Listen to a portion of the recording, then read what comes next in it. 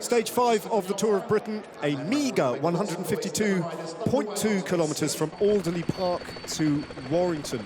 By common consensus of all the stages of the Tour of Britain this year, the most likely to come down to a bunch sprint on the flat run into Warrington. Wout van Aert in the blue leaders jersey, the AJ Bell Tour of Britain leaders jersey, and alongside him Robin Carpenter, the hero of the day on the stage into Exeter, stage 2, on a day when the breakaway stayed away all the way to the finish line.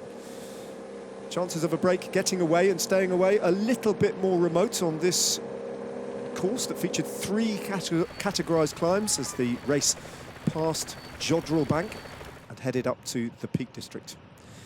Israel Startup Nation, Rebecca Next-Hash and De Koning Quickstep controlling the pace for their sprinters as they went to the first sprint of the day at Congleton, where Jake Scott, for the 4th consecutive day, was present in the breakaway.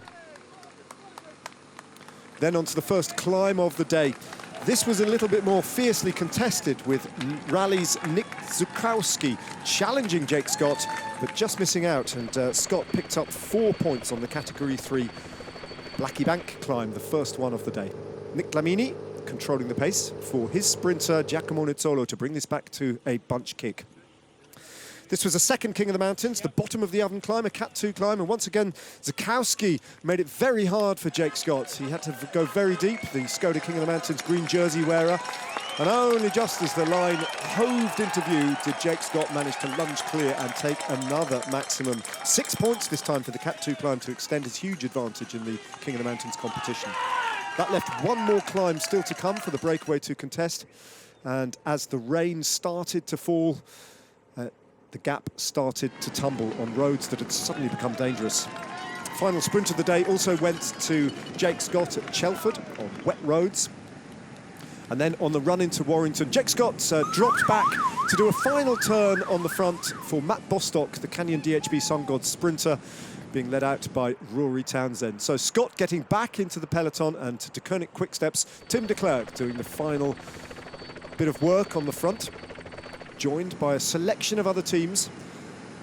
Dan Bigham then powering ahead and attacking on the other side of a roundabout, shooting up the time trialist, the pursuiter, and opening up a slight advantage which fractured the remains of the breakaway. Just 4 riders remaining, and Bigham disposing with Leon Mazzoni, who dropped back. Just 3 riders out front with a stubborn advantage of around about 15 seconds on the outskirts of Warrington. Bigham continuing to try and hold them off, but in the end, almost inevitably, the Ineos Grenadiers and Michał Kwiatkowski brought the race back together again inside the final 2 kilometres on wet roads. And then approaching the final 700 metres, a left-hander, and Owain Doull on the wheel of Michał Kwiatkowski, without Julian Alaphilippe just alongside him there, just losing contact and going down hard, bringing down a number of other riders. This is a moment that he just overcooked it on wet roads. The Welshman hitting the deck hard, Mark Cavendish having to brake to avoid more damage, further riders going down, Wout van Aert also out of the back, and that left Julian Alaphilippe looking around to see where the riders were, as Michał Kwiatkowski then rode on. Ethan Hayter in the light blue jersey, really well positioned towards the front. Cavendish having to sprint already to get up to the front of the race, but Ethan Hayter just cruising on the wheels in 4th place in the final couple of 100 metres as the road rose over a little bridge and started to head down to a fast and furious finish. Ethan Hayter opening up his sprint with Mark Cavendish on his wheel, but Cavendish already having gone very deep. Giacomo Nizzolo then, the European champion, down the right-hand side of your picture, but Ethan Hayter holding them all off to take the win, and with that, the 10 seconds time bonus, and with Wout van Aert nowhere to be seen in the final frame, resuming the race lead of the AJ Bell Tour of Britain. Nizzolo was a close second, but ultimately it was almost a bike length the margin of Ethan Hayter's victory. Yet another significant achievement in the 22-year-old Britain's stellar 2021. Congrats, mate. You? All right. Yeah, I could avoid a crash, but... Congratulating Ethan Hayter. Otherwise, for sure you wouldn't have won, but... And telling him that there are more battles to come between first and second in the general classification.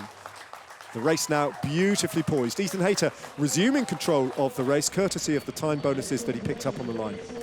This is how the general classification looks after this latest shake-up. 8 seconds, the gap between Hayter and Wout van Aert. Julian Alaphilippe still in the mix, but 19 seconds now, his disadvantage to Hayter, who is top of the pile after 5 stages.